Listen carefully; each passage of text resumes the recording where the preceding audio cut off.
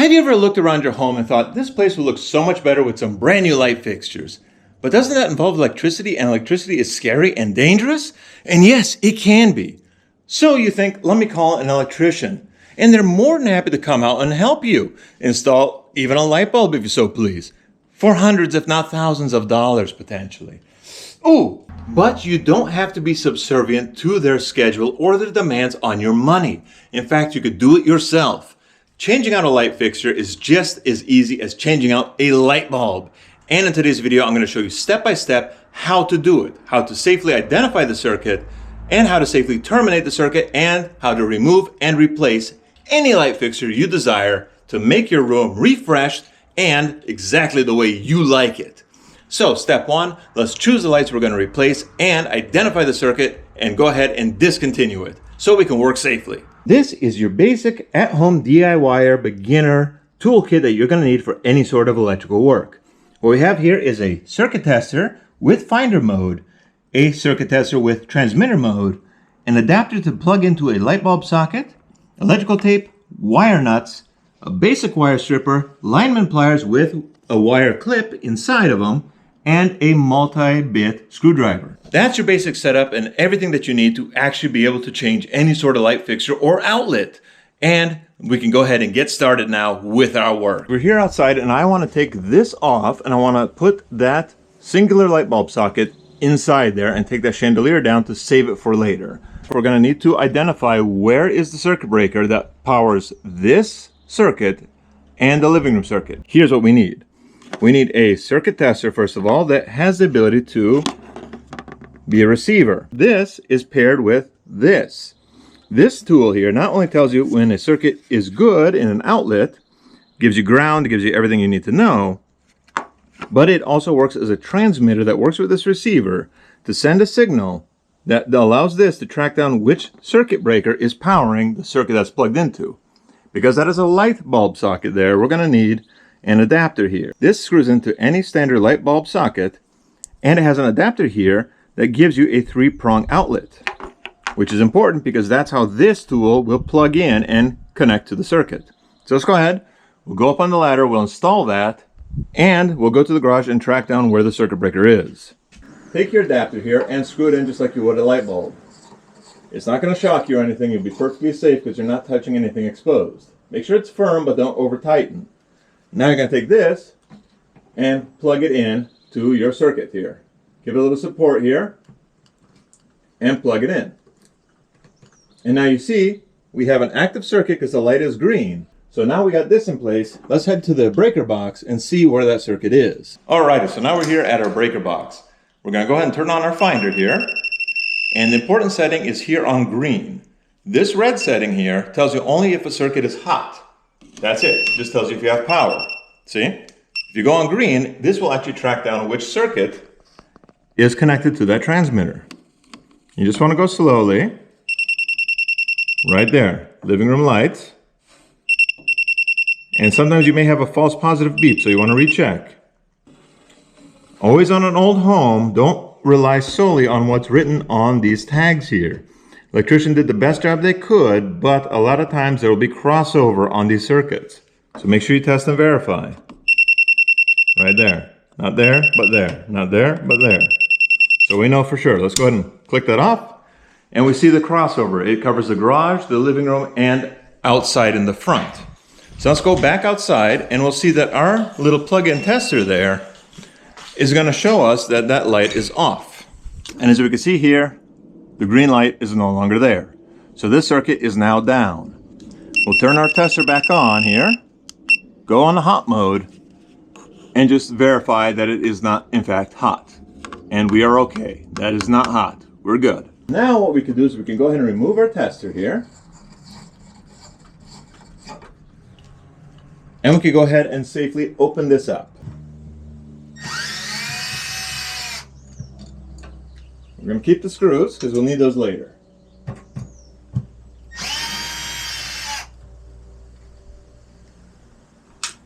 Okay, we can go ahead and pull this down. There we go. What we're going to do is we're going to disconnect both those wires and we're going to cap off with a wire nut The positive, the power side, which is always going to be either red or black. Neutral is almost always going to be white. And ground, either going to be green or bare copper. The reason why that is because they don't have to carry much load. That's just an overload, essentially, kind of a safety. So let's go ahead, we'll take those off, and we'll cap this guy off here. Just to be safe, we're going to retest. Make sure the circuit is in fact down. And it is. We're just going to use a hand screwdriver because we don't need to use a power driver for this. We're going to go ahead and, first of all, disconnect our hot here. Get that kind of out of the way. Next, what we're going to do is going to grab some pliers here. We're going to either straighten this down or just crimp it down nice and tight. As you see there. Now we can screw on our nut. So you're going to take a wire nut like this, and it just screws on like a normal screw. Just tighten her down, and you want enough wire in there to give it enough bite. And this way we have everything capped off and insulated away from touching anything, as we're going to pack this back inside the box there. Get some electrical tape, and we'll go ahead and close that off.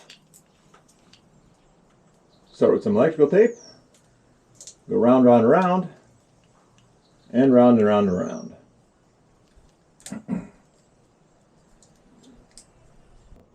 I do the hot side first always, because that way I can protect myself from it touching the neutral and shorting out the circuit.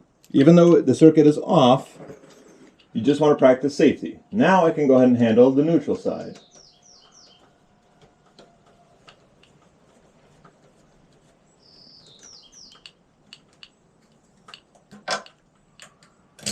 There we go. Now we have our light socket that we can install on the other one.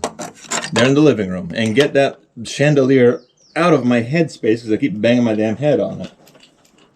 Now what we're going to do is we can do the same thing here to the neutral. You don't have to at this point, but because we're going to be turning the power in this circuit back on, you want to make sure that when you pack those wires back in, they're not going to touch anything and short everything out. So because this is going to be a live circuit once again, we're just going to practice safety and go ahead and nut this one off. Nut it off. And tape it up as well. And that way we don't have to worry about anything touching either metal or the neutral side and causing us any problems. Like so. And I always leave myself a little folded over bit onto the electrical tape because it makes it easier to pull it off and get my strip of tape out. When you pack this back into the box for safety, now there's no way that it can cross over and touch anything it shouldn't touch. So I'm going to pack it kind of in such a way where the hot is not going to be touching anything metal, just kind of hanging there. And the neutral is packed up out of the way, and they don't have the possibility of crossing over and shorting. Now let's go ahead, we're going to go back into the living room and take down the chandelier and install that guy there. Okay, so here's what I'm doing here. So I'm just making sure that this is not caulked or glued onto here, because normally these are just press fitted and screwed on. Here is the screw bit right here that's holding this thing up.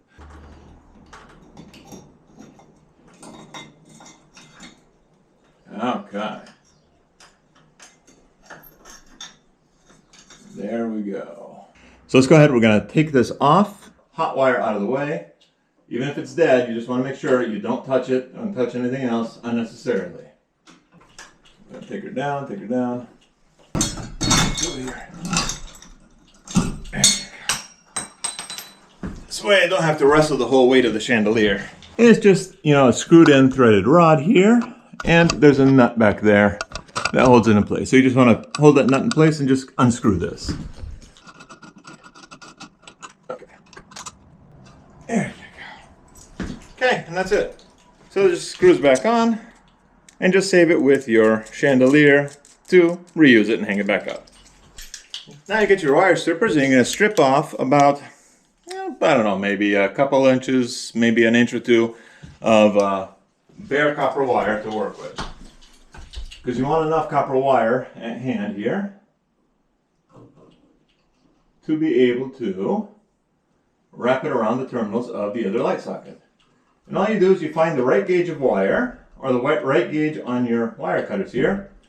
Give it a couple spins and go ahead and pull this off. And that's it. Easy squeezy. And that's how you de-insulate your wires here. Again, same thing. On the terminal. The ground is already tucked into the box there and grounded, so you don't have to worry about that. There you go. Now we got that done. Let's go and get that out of the way. You want about that much copper wire, open and bare. So what you do when you're connecting your light socket is, again, just like we did on the other side, you're going to go ahead and connect your positive and your negative. Loop them around these screws here. Make like a little hook, loop it around, and you're going to just tighten this down, and that's it. And then you screw this back up and put your bulb in. And straighten out your wire as best you can. And you just make a loop. Just like that. See? And then it goes around your nut, and you just tighten your nut down to it. And you do the same on this wire. It's denoted by a darker color on the positive side here. So go ahead and get that looped around and screw it in.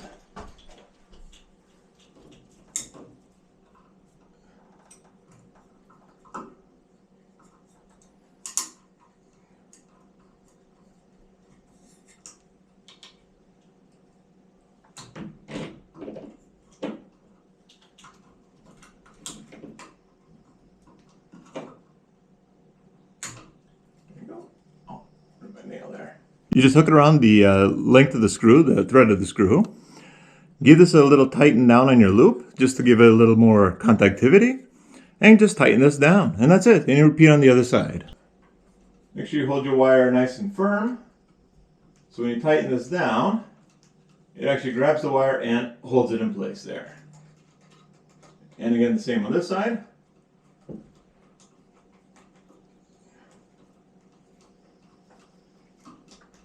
Okay, good.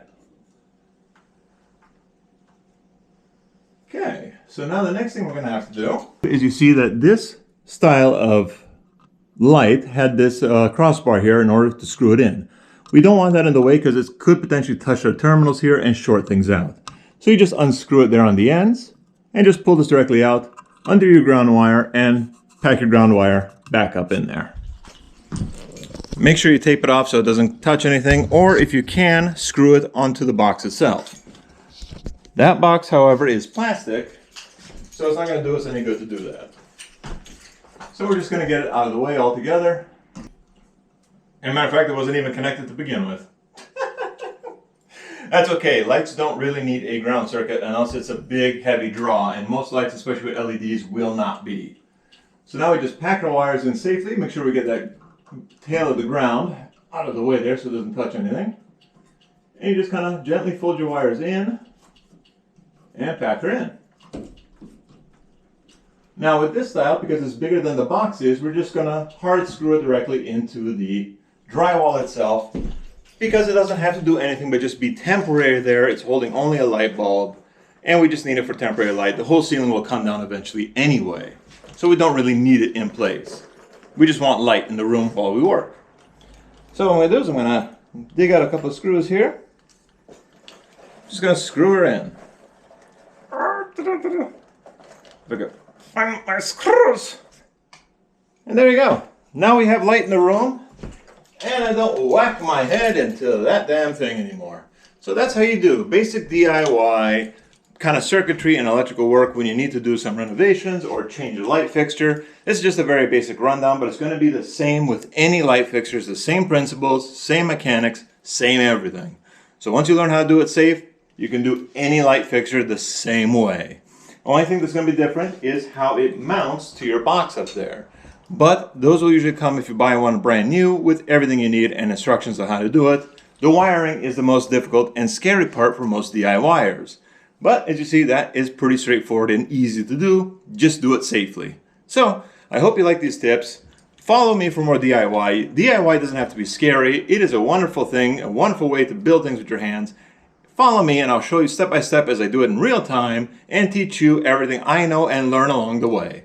Like, comment, subscribe, and follow for more. This was a Fuzzy Fixer. I'll see y'all in the next bright idea.